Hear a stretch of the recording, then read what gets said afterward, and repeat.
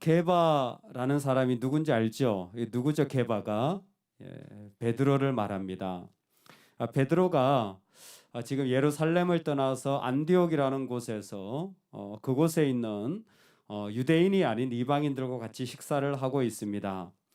안디옥에서 일어난 일이라고 해서 이것을 안디옥 사건이라고 부를 정도입니다. 즉, 이것은 단순한 이야기가 아니라 대단히 충격적인 자리였다라는 겁니다.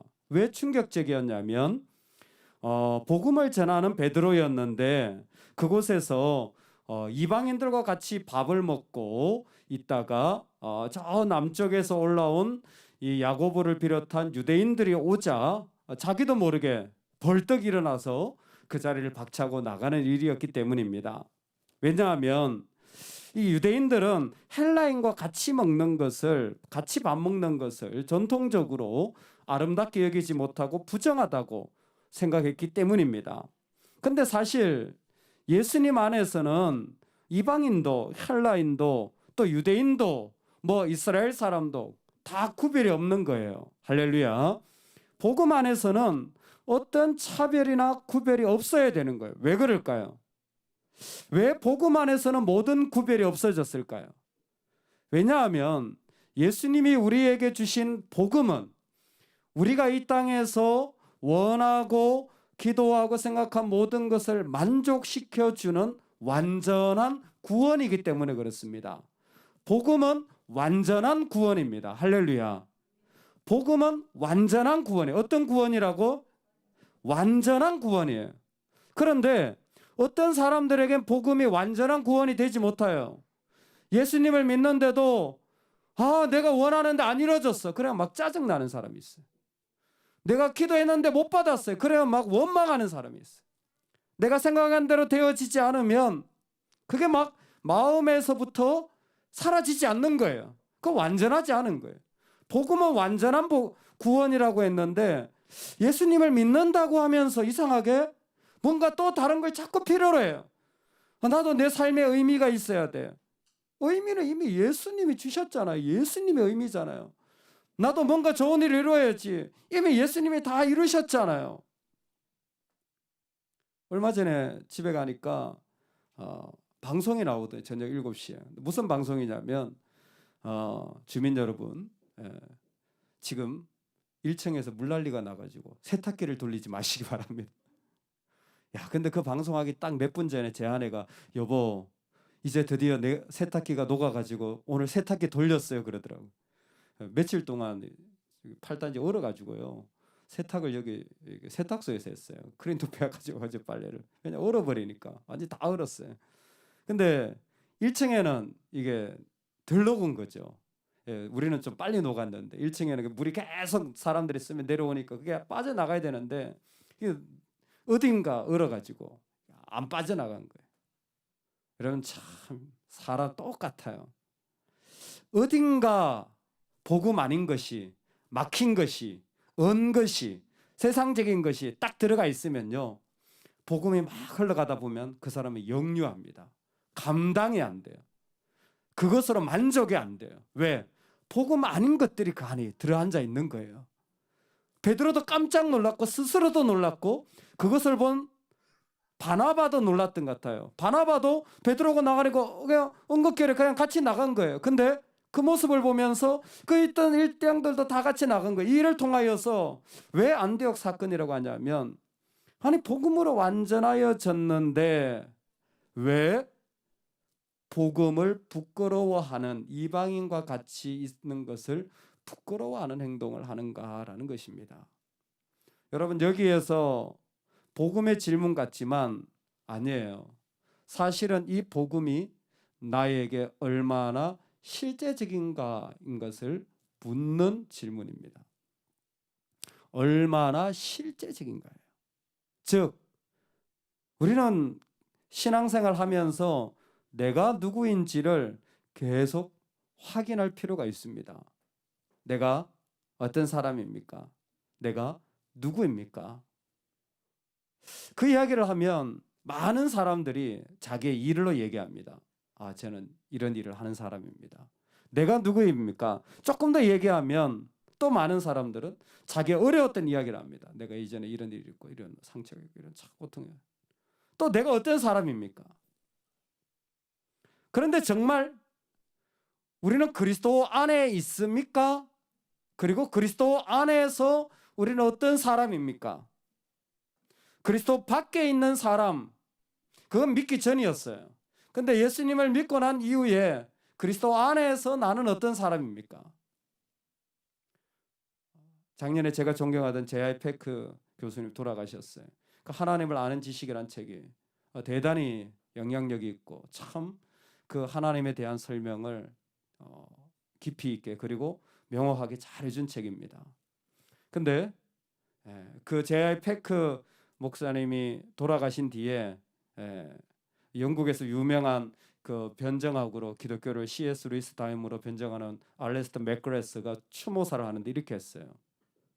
제아이 페크 목사님은 하나님을 사랑하고 하나님을 열정적으로 따라갔던 삶의 신학자였다. 그분은 이론을 말한 게 아니라 자기 가슴에서부터 나온 하나님을 향한 사랑으로 자기의 삶을 살아간 사람이라는 거예요. 그게 그분이었다라는 거예요. 여러분, 우리가 천국에 갈 때 우리를 향하여서 뭐라고 말할까요? 우리를 뭐라고 소개할 수 있을까요? 정말 그 가슴에서부터 나왔던 것이 뭘까요? 막혀 있는 것, 내가 원했던 것, 내가 기대했던 것이라면 지금 복음에 문제가 생긴 거예요. 내가 가지고 있는 복음이 변질된 거예요. 지금 어떤 순간에는 그 복음을 부끄러워하고 어떤 순간에 그 복음을 버리고 어떤 순간에 그 복음과 상관없는 자리에 나도 모르게 있는 겁니다. 그런데 정말 그 안에서 하나님이 나에게 주신 사랑과 오직 하나님이 나에게 주신 그 은혜의 끝들만이 흘러나온다면 그 사람에게서는 말할 수 없는 하나님의 일들이 일어나는 겁니다. 이것을 가리켜서 믿음으로 의롭다함을 칭함받는다라는 거예요. 믿음으로 의롭다 칭함을 받는 것은 다른 게 아닙니다. 오직 아무것 없지만 여전히 나에게 주님이 계셔서 그 하나님 때문에 내가 충분하고 감사하고 그 하나님으로 인하여 나는 모든 것을 다 내려놓을 수 있다라는 것이 바로 믿음으로 의롭다라는 거예요. 믿음으로 의롭지 못하면 율법으로 자꾸 의롭게 돼요. 율법이 뭡니까? 요구되어지는 거예요.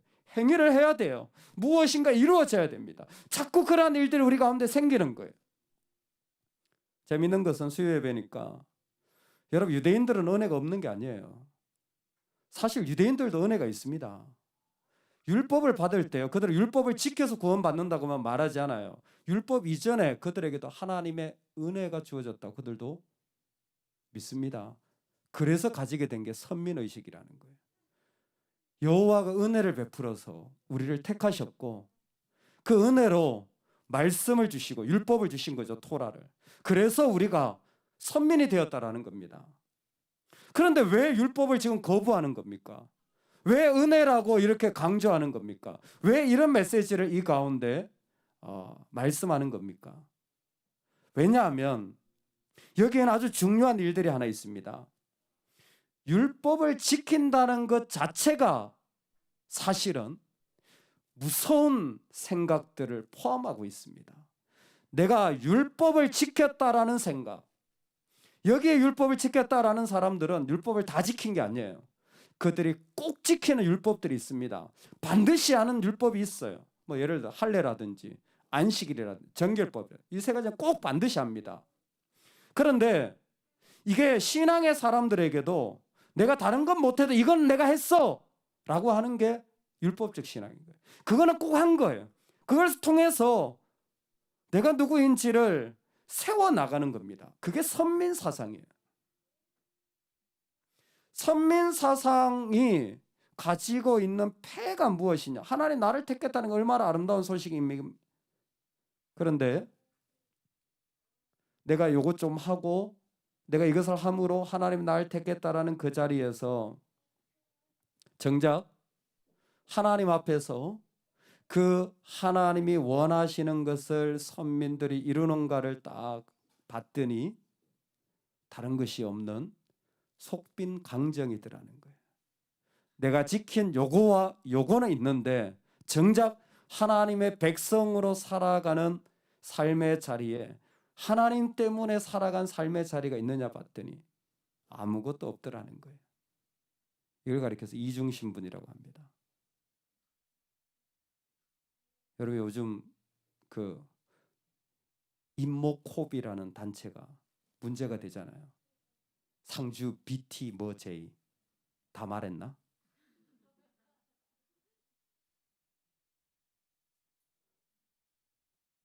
대표적으로 문제되는 신학적으로는 극단적 세대주의라는 잘못된 신학을 가지고 있어요. 10년 전에 이미 우리 교단에서 너희들 문제 있으니까 바꿔라 교육을 시켰습니다. 근데 안 바꿔요. 바꿨습니다 하고 뒤로는 그대로 합니다.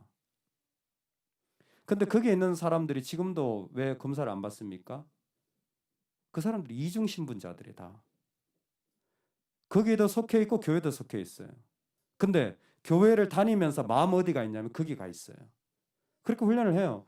교회를 다니면서 프로그램을 다 거기 걸 해요. 교회 프로그램 우습게 여겨요. 교회 리더십은 말을 안 들어요. 거기 걸 가져와야 돼요. 그래야 옳아요. 그래서 이중신분자들이에요. 그러니까 교회에서 내가 그러고 있다라는 게 발각이다면요. 오히려 교회에서는 지금 저희 교단은 참여 금지입니다. 지금도 참여 금지예요. 문제가 되는 거예요. 그러니까 신분을 신천지가 아닌데도 불구하고 속일 수밖에 없는 거예요. 그렇게 신앙생활을 해왔기 때문에 기존 교회의 어떤 일들이 그들은 마음에 드는 게 하나도 없어요. 거기 가서 해야 돼요. 그리고 거기 가서 은혜를 받아야 돼요. 거기 가서 무슨 뭐 해야 돼요. 그게 정말이에요. 신분은 교회에 있는데 몸은 다 거기 가서 받는 거예요. 여러분 이게 이중신분자들입니다. 의외로 교회 안에 이런 분들이 많은 거예요. 예배는 그냥 무서워. 그냥 교회 하는 것은 별거 아니야. 근데 내가 하는 것은 정치에서 위로를 받아요. 내가 살아가는 때는 돈에서 위로를 받아. 내가 하는 내 무리들에서 위로를 받아요. 그럼 뭐예요? 이중신분자들이에요.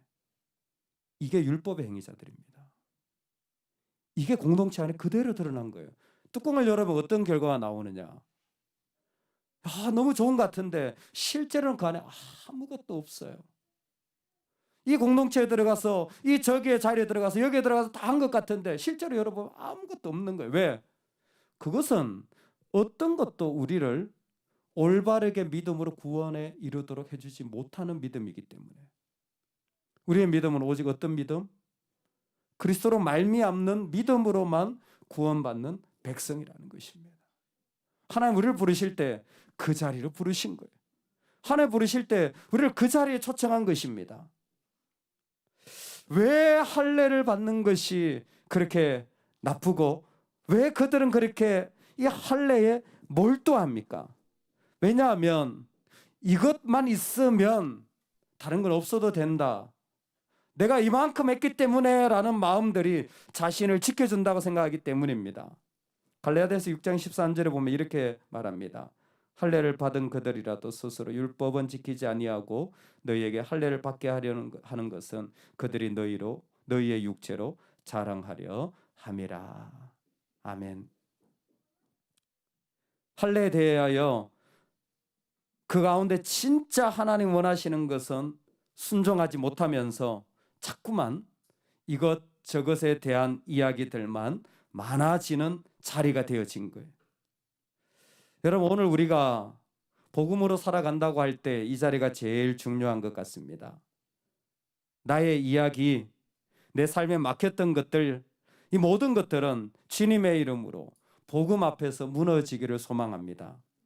나와 관련되어 있는 삶에 저기에서 위로받고 저기에서 좀 얻고 하는 이중 신분도 이제는 복음 안에서 무너져야 합니다. 이제는 오직 그리스도 안에서 믿음으로 살아간 삶의 자리들만이 우리에게 그 가슴을 뜨겁게 한 자리들만이 있을 때에 그 복음이 정말 우리의 자리를 새롭게 하는 아름다움의 자리가 될 줄로 믿습니다. 톨스토이의 단편의 세 명의 수도사라는 책이 있습니다. 그 책에 이런 얘기가 나옵니다. 러시아의 아주 먼 섬에 세 명의 수도사가 있었는데 외딴 섬이기 때문에 사람들이 거기를 별로 가본 적이 없습니다. 어느 날 그 수도사들의 어떻게 보면 좀 그 위에 있는 상관쯤 되는 주교가 큰 마음을 먹고 그 수도사들을 만나기로 하고 작정하고 가봅니다. 섬에 도착해 보니까 이 사람들이 그냥 섬에만 뚝 떨어져 앉아가지고 있어가지고 보니까 제대로 아는 게 별로 없어요. 심지어 주기도문조차도 끝까지 다 못 외우는 거예요. 너무 황당해가지고 그들에게 주기도문을 가르쳐주고 그리고 이런 저런 것들을 가르쳐줬습니다. 그런데 떠나오면서 그들을 위로해 주려고 함께 그곳을 떠나려고 하는데 그들은 그 자리에 있습니다. 그냥 두고 떠나는데 배가 얼마쯤 떠났는데 풍랑을 만나서 위기를 만나게 됩니다. 위기를 만난 배에서 저 섬을 보니까 세 명의 수도사가 물 위를 걸어오고 있는 거예요. 예수님이 아닌데도 물 위를 걸어오고 있는 겁니다. 그러더니 배가에 와서 그 자기 주교인 상관인 주교에게 질문을 하더라는 거예요. 주교님 죄송한데 가르쳐 주신 주기도문을 까먹었습니다. 다시 한번 가르쳐 주세요. 근데 그 주교는 황당해가지고 아니 그러면 어떻게 지금 물 위를 걸어오게 됐냐고. 그랬더니 세 명이 그냥 이렇게 기도했답니다. 하나님, 우리도 셋이고 하나님도 세 분인데 우리 좀 도와주세요. 그렇게 기도했다는 거예요. 그랬더니 하나님 이렇게 걸어오게 해주셨다라는 거예요. 무슨 말인지 아시겠죠? 뭐 복잡하고 대단한 거 그 목사가 하면 돼요. 근데 있잖아요. 진짜 기도할 때 기도하지 않더라고요. 진짜 엎드려야 될 때 엎드리지 않더라고요. 진짜 주님한테 아뢰야 될 때 아뢰시기 바랍니다. 우리의 믿음이 살아가는 모든 자리에 정말 모든 막힘없이 이루어지는 은혜가 있기를 주의 이름으로 축원합니다. 아멘.